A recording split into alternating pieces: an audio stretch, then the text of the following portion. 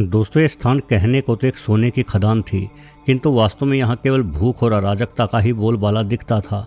असल में सोने के लालच ने इंसानों को इतना अधिक मानसिक रूप से गुलाम बना दिया है कि यहाँ कार्यरत इन लोगों ने अपना पूरा जीवन इस लालच की आंच में ही झोंक डाला। इन लोगों को ना परिवार की सुध रही, ना इनके लिए रिश्ते नातों का कोई महत्व बाकी रहा। बस यहाँ तो रात दिन उस चमकीली धातु यानी सोने की ही खोज चलती रही।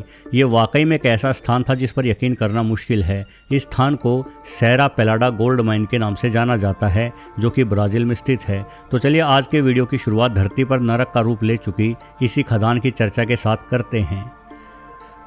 दोस्तों, वर्ष 1979 में ब्राज़ील के एक साधारण गांव के भीतर एक किसान को खेती करते समय कुछ सोने के कण प्राप्त हुए। दरअसल इस किसान का परिवार पीढ़ियों से यहां खेती कर रहा था, लेकिन अब तक वो अपने हल को जानवरों की मदद से ही खींचते आए थे। किंतु वर्ष 1950 के बाद से ही ब्राज़ील में लगातार कृषि क्षेत्रों में ट्रैक्टर और अन्य मशीनों का इस्तेमाल बढ़ने लगा, जिस वजह से खेतों की और भी अधिक गहरी जुताई संभव हो पाई। और इसी गहरी जुताई की वजह से किसान को लगा कि उसके खेत में काफ़ी मात्रा में सोना बिखरा पड़ा है। इन किसान का नाम जेनेजिया फेरेरा डे सिल्वा था और जल्द ही उनके खेतों में सोना मिलने की खबर पूरे ब्राज़ील में फैल गई। जांच शुरू हुई तो ये पता चला कि न सिर्फ डिसिल्वा के खेतों में बल्कि आसपास के अन्य किसानों के खेतों में भी सोने की मौजूदगी थी, यानी ये पूरा हिस्सा ही सोने की खदान था। इसके बाद वही हुआ जो होना था। बड़े उद्योगपतियों ने पैसों का लालच देकर किसानों से उनकी ज़मीन को खरीदा और सोने की इस खदान में खुदाई चालू हो गई। यानी इसके बाद यहाँ सब कुछ बदल गया। कभी खेतों में पक्षियों के झुंड से चहचहाने वाला ये स्थान अब इंसानों की भारी भीड़ से भर चुका था। यह मैं आपको एक मज़ेदार बात बताता हूँ। अधिकतर सोने की खदानों में काम करने वाले व्यक्तियों के लिए कोई तनख्वाह नहीं होती, बल्कि इन श्रमिकों को एक अन्य लालच दिया जाता है। उनसे बोला जाता है कि उन्हें पूरे सप्ताह काम करना है और सप्ताह में किसी भी एक दिन वो अपने द्वारा खोजे गए सारे सोने को अपने साथ ही ले जा सकते हैं। मतलब एक दिन का सोना अपने पास रखकर बाकी 6 दिनों का सोना ज़मीन के मालिकों को देना होता है। और ये एक दिन का लालच ही श्रमिकों को अधिक मेहनत करने के लिए उकसाता है। हर कोई हर दिन ज़्यादा से ज़्यादा सोने को खोजने हेतु जुट जाता है, ताकि अधिक सोना मिलने पर वो उसे अपने घर ले जा सके और अमीर बन सके। यानी सेरा पेलाडा की इस गोल्ड माइन में इंसान चींटियों की झुंड की भांति मंडराने लगे। काम करने वाले लोग जितने अधिक होंगे, खदान के मालिकों को फ़ायदा भी उतना ही अधिक होगा, क्योंकि ज़्यादा व्यक्ति और भी तेज़ी से सोने की खोज करेंगे और तनख्वाह तो उन लोगों को वैसे भी देनी ही नहीं है। सेरा पेलाडा की इस खदान की मिट्टी को विस्फोटकों के जरिए ढहाया जाने लगा और इस मिट्टी के एक एक कतरे को छानकर रात और दिन इंसान सोने की खोज में जुटे रहते। हर किसी को खजाने में से अपना हिस्सा चाहिए था, ताकि वो अपनी गरीबी को हमेशा के लिए अलविदा कह सके। किंतु लालच का कभी कोई अंत नहीं होता। इस तरह की खदानों के बारे में झूठी अफवाहें फैला दी जाती है।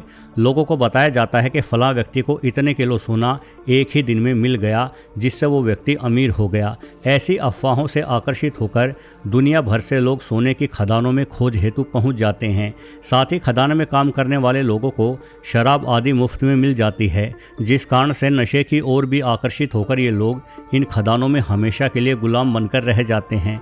सेरा पेलाडा में काम करने वाले व्यक्ति अपने द्वारा चलाए गए हर फावड़े के साथ आशा भरे सपने भले ही देखते हों, किंतु वास्तव में यहाँ जाने वाले लोग एक बंधुआ मजदूर बनकर रह गए, जो भोजन एवं शराब के बदले लगातार मिट्टी को छानते रहते। लोगों की संख्या अधिक होने की वजह से हर इंसान के हिस्से में प्रतिदिन इतना सोना ही आता कि उसे बेचकर दिहाड़ी भी मुश्किल से ही पूरी हो पाती। लेकिन अगले रोज कुछ बड़ा हाथ आने का लालच इन लोगों को ऐसी खदानों से जोड़े रखता है। जहाँ तक काम के मुश्किलात का सवाल है, तो सेरा पेलाडा एक गर्म और नमी युक्त स्थान है, जिसमें काम करने में भारी मात्रा में पसीना बहाना पड़ता है। खदान में नीचे उतरकर मिट्टी बोरियों में डालकर और उस बोरी को वापस अपनी कमर पर डालकर श्रमिकों को फिर से ऊपर की ओर चढ़ना पड़ता है।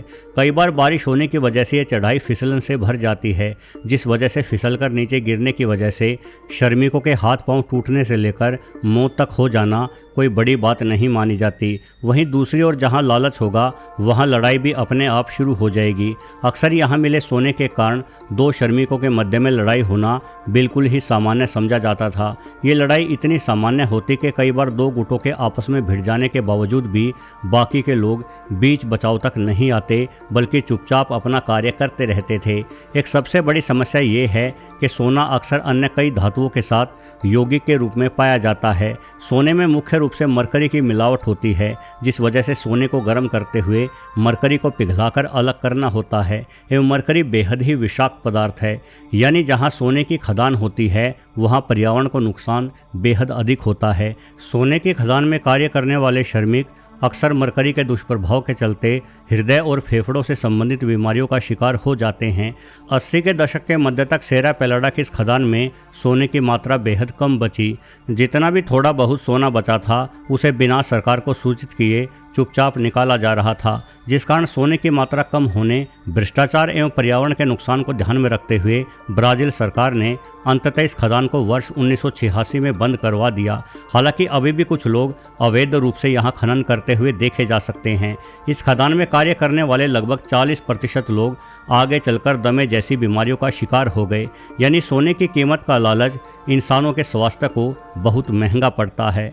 किंतु दोस्तों, यदि हम ब्राज़ील से दूर इंडोनेशिया का रुख करें तो यहाँ वर्तमान में भी और भी अजीब मामला दिखाई देगा। इंडोनेशिया में कुछ लोग एक ऐसे रासायनिक तत्वों की खोज में अपना जीवन नष्ट कर रहे हैं जिसे कहने को तो डेविल गोल्ड यानी शैतान का सोना कहा जाता है, किंतु इस सोने की कीमत कुछ भी विशेष नहीं है। ये रासायनिक तत्व असल में सल्फर के नाम से जाना जाता है, जिसका इस्तेमाल कार बैटरी, रासायनिक उर्वरक एवं ऑयल रिफाइनरी जैसे अनेकों कार्यों के लिए किया जाता है। यहाँ तक कि आपके द्वारा इस्तेमाल की जाने वाली चीनी भी सल्फर के इस्तेमाल की वजह से ही इतनी सफ़ेद दिखाई देती है। सल्फर को डेविल्स गोल्ड इसलिए कहा जाता है क्योंकि रंग के मामले में ये होता तो कुछ हद तक सोने जैसा ही है, लेकिन इसे प्राप्त करना शैतान के घर में हाथ डालने जैसा ही मुश्किल कार्य है। वस्तुतः सल्फर को खोजकर निकाल पाना स्वास्थ्य के लिए एक बेहद जोखिम भरा कार्य माना जाता है। इंडोनेशिया के पूर्वी जाओ में आइजन क्रेटर नामक ये ज्वालामुखी सल्फर उत्पादन का प्रमुख केंद्र है। इस ज्वालामुखी में से कई प्रकार की जहरीली गैसें निकलती है, जिनका सामना करते हुए ही सल्फर तक पहुंचा जा सकता है। दरअसल सबसे पहले गैसों के निकलने वाले स्थान पर पाइप लगा दिए जाते हैं। जैसे जैसे गैसें जमीन से बाहर आती हैं वैसे वैसे ठंडी होने के कारण पहले ये गैसें द्रव्य और बाद में ठोस पदार्थ के रूप में बदल जाती हैं। ठोस होने के बाद ये गैसें असल में सल्फर के रूप में बदल चुकी होती हैं, जिन्हें पाइपों से अलग करने का मुश्किल कार्य कामगारों द्वारा किया जाता है। जरा सोचें कि गर्म गैसों का जहर उगलते एक ज्वालामुखी के मुहाने से किसी पदार्थ को प्राप्त करना कितना अधिक जोखिम भरा कार्य होगा। इस ज्वालामुखी में किसी भी समय गैसें अत्यधिक दबाव से बाहर निकलकर इन कामगारों को जलाकर राख कर सकती है, किंतु इस पूरे इलाके में ना खेती होती है और ना ही इन लोगों के पास कोई अन्य उद्योग धंधा है। इसलिए आइजन क्रेटर के आसपास रहने वाले अधिकतर लोगों के लिए ये ज्वालामुखी ही उनकी आय का इकलौता स्रोत है और ये लोग भारी जोखिम में काम करते हुए एक दिन में अधिक से अधिक 200 किलोग्राम सल्फर को लगातार अपने कंधों पर ढोते हुए बाहर निकाल लाते हैं। उसके बाद ये लोग दूर शहरों में जाते हैं जहां इस सल्फर को बेचा जा सकता है। 200 किलो सल्फर की कीमत इन लोगों को करीब 75,000 से 1 लाख इंडोनेशियाई रुपयों के रूप में मिल जाती है। अब शायद आपको लगा होगा कि चलो अपनी जान जोखिम में डालकर सल्फर निकालने का काम करने के बाद इन लोगों को कीमत तो अच्छी खासी मिल जाती है, लेकिन वास्तव में 1 लाख इंडोनेशियाई रुपयों का मूल्य मात्र $7 या कहिए कि लगभग 600 भारतीय रुपयों के बराबर ही बैठता है। इसमें से आधे रुपए तो सल्फर बेचने के लिए शहर आने और जाने में ही खर्च हो जाते हैं और हर दिन इन कामगारों के पास इतना सल्फर भी इकट्ठा नहीं हो पाता जिसे बेचा जा सके। यानी कुल मिलाकर अपनी जान जोखिम में डालकर इन लोगों की प्रतिदिन की शुद्ध कमाई अधिकतम 200 से 250 भारतीय रुपयों के बराबर ही बैठती है। वहीं जीवन भर जहरीली गैसों के बीच में काम करने की वजह से ये लोग अधिकतम 50 साल की आयु तक ही जी पाते हैं, लेकिन इसके बावजूद भी ये लोग अपने परिवार को पालने के लिए इस मुश्किल कार्य को करने के लिए मजबूर हैं।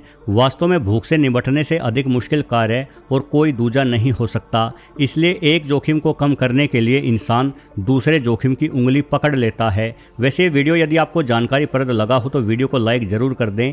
पहली बार चैनल पर आने की स्थिति में सब्सक्राइब बटन भी अवश्य दबाते जाएं। अंत तक वीडियो देखने के लिए आपका बहुत बहुत धन्यवाद।